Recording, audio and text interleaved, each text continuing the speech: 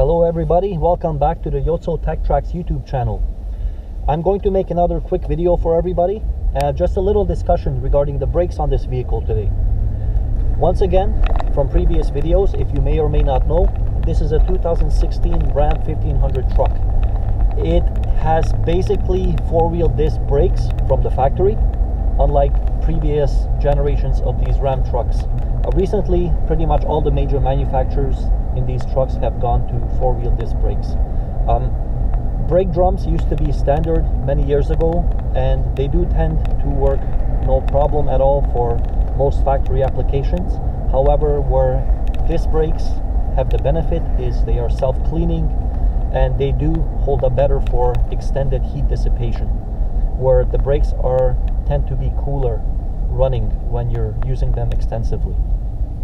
Off the top of my head, I believe this vehicle has about close to 13.5-inch diameter front brake rotors, and those are vented. And in the rear, as far as I know from memory, it is 13.8 inches.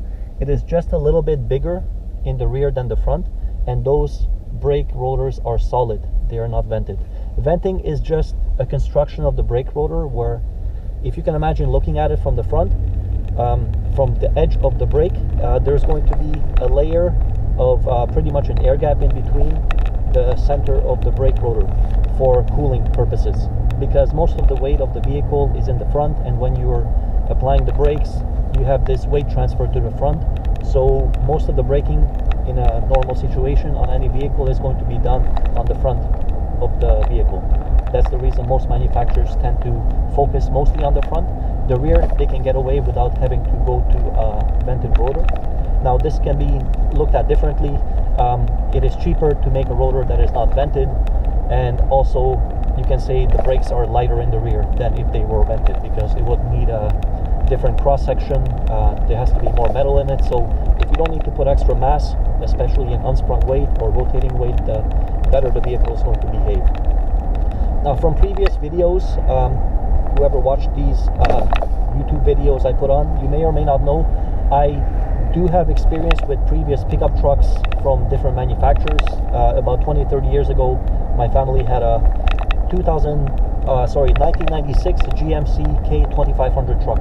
Now, that was a 3/4 ton diesel, extended cab, automatic, basically close to 10,000 pounds gross vehicle weight rating.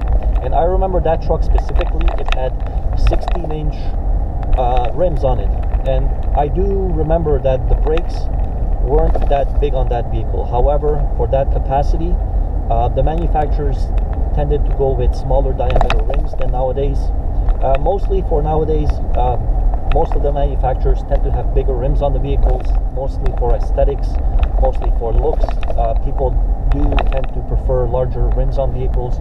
However, brake diameter is not going to be necessarily the indication of stopping power. Mostly brake diameter is going to be an indication of extended use heat dissipation. Now, you can have a smaller diameter rotor and a very high clamping force on the brake caliper and the brake pad, but that is just going to mean a shorter life of the brake parts, and it depends on the manufacturer how they want to go about it. But nowadays, one good thing about having larger rims, manufacturers, I've noticed in all major automotive manufacturing, such as the Fords, General Motors, and Chrysler, or in this case it's FCA or Stellantis as it's called now, they do tend to move to larger diameter brake rotors, which is a good thing for everybody. Larger brakes are always better, especially when the vehicles are going to be loaded heavier. They're going to be able to dissipate that heat better. So technically you are going to have a vehicle which the brakes are going to last a longer time than with a smaller diameter rotor. It seems in this vehicle I cannot put on a smaller rim than a 17-inch, because the 13.5 inches of brake rotor plus the size of the caliper on the radius, it really puts it very close to a 17-inch rim, which vehicle has from the factory. And once again, that's a good thing. 17 inches in the rim size, it's pretty much where you want to be. You can still have a significant sidewall of the tire for load carrying capacity. A lot of tires come in 17-inch sizes, so that's a good thing. And if you go in off-road situations like I plan to with this vehicle in the near future, for camping and overlanding purposes, it is a good idea to air down those tires. So everything works in harmony there. One thing I want to mention, once again from previous videos, whoever may know this or not, this vehicle was purchased pretty much with very, very low mileage from the dealership, the Chrysler dealership. However, one thing I did have to change, and I've gone through that from my own wallet. I didn't want to run through warranty or take it into a shop. The front brake rotors did have some corrosion. It was an unusual corrosion I found. Both front brake rotors basically were the brake pads.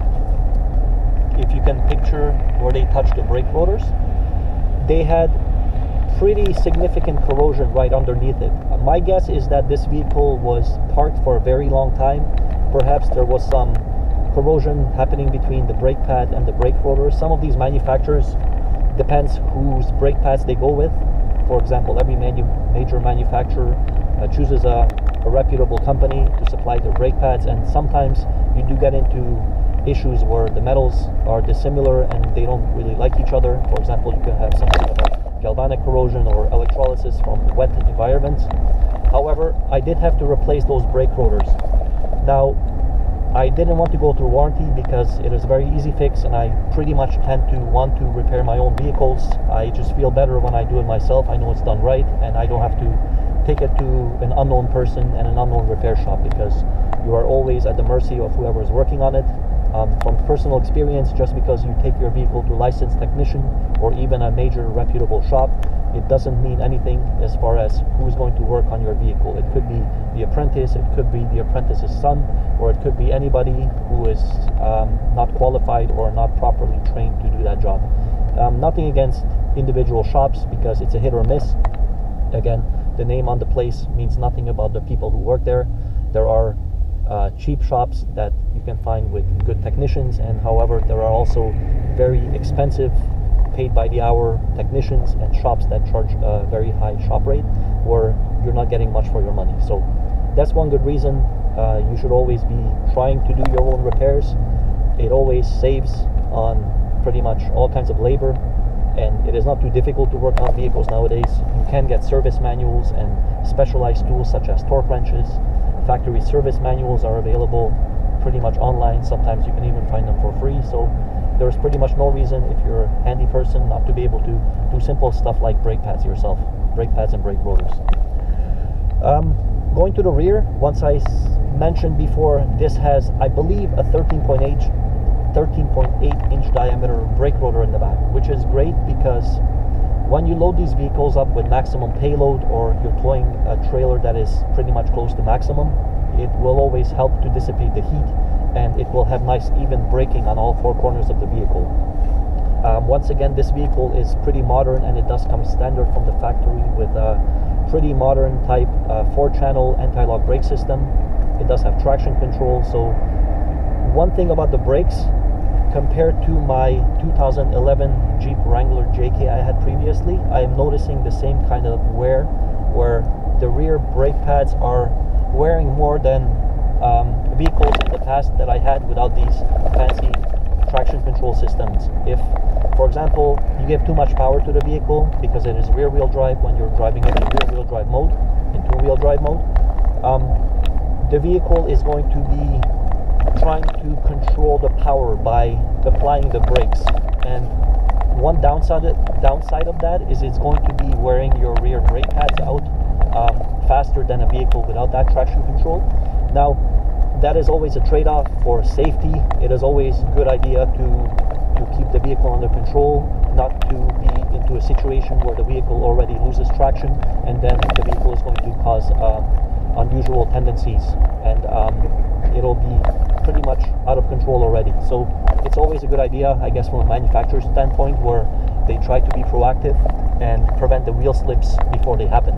That could be on any situation, such as off-road situations, gravel roads, dirt roads, even in the rain, because these trucks are pretty torquey from the factory. This does have the V8 Hemi, and it's got a pretty good get up and go, even with this 355 axle ratio. I can imagine even with the 392, the deeper gear ratio that I wish I would have had on this truck, I'm pretty sure you can light the tires up really quickly.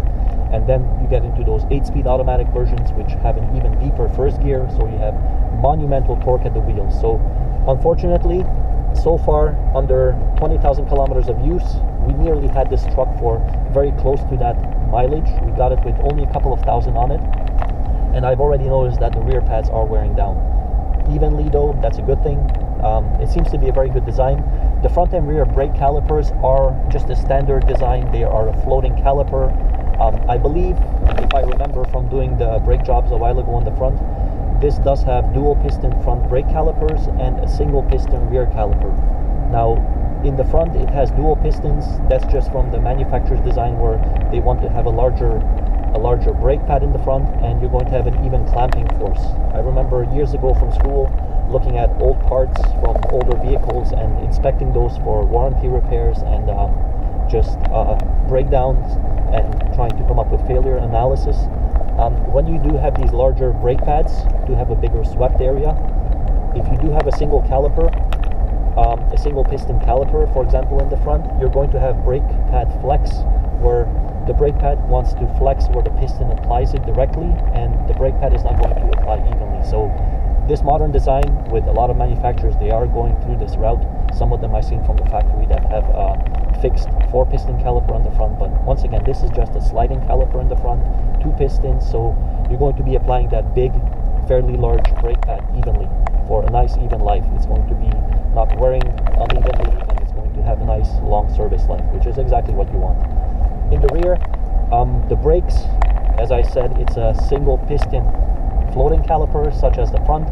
It seems to be a decent design, well lubricated from the factory. The sliders are very, very neat design, whereas it seems like it is not going to be seized up very much. These modern Mopar calipers are very much similar, the same designs as Jeep Wranglers, I mean, and those vehicles tend to hold up really well under Canadian winters where I live. There's a lot of corrosion, there's a lot of chemicals on the road, as you can or cannot see outside right now. I am driving in fairly slushy environments, and seems to be the brakes are going to be holding up just fine, just like my previous vehicle. I guess that's all for today for these brakes. If any more repairs are going to be coming up, I'm going to try to post videos. I didn't get a chance to do these before because I had camera problems. I would have done brake rotor and brake pads inspections and installation videos for you guys, but maybe in the future, if anything arises, I'll be sure to put them up. I do have a decent camera nowadays, and let's see, pretty much anything I can put up to help the community, I'll be happy to do so. Most of these things are going to be do-it-yourself repairs, nothing major. Anybody can pretty much do it at home with, like I said, a service manual and maybe a simple torque wrench, and save some money and have some fun. Automotive repairs can be really fun if you're doing it for yourself. Once again, if you're doing it as a living, it can be a little bit challenging and tedious when you have to do that for 8 hours a day, but when I do these repairs for my own personal vehicles or family or friends' vehicles, they do tend to be a lot of fun. So I'm going to be trying to put up a lot of videos for everybody to see, and maybe some of you guys can learn something from it. It doesn't cost anything, so why not, right? Anyway, thank you very much for listening and watching, and this has been another quick video from the Yotso Tech Tracks YouTube channel. Give it a thumbs up if you liked the video, and let me know if any questions come up. I'll be happy to answer them. Give it a thumbs up. Subscribe if you like, that always helps. So thank you and take care. See you next time on the Yotso Tech Tracks YouTube channel. Good night.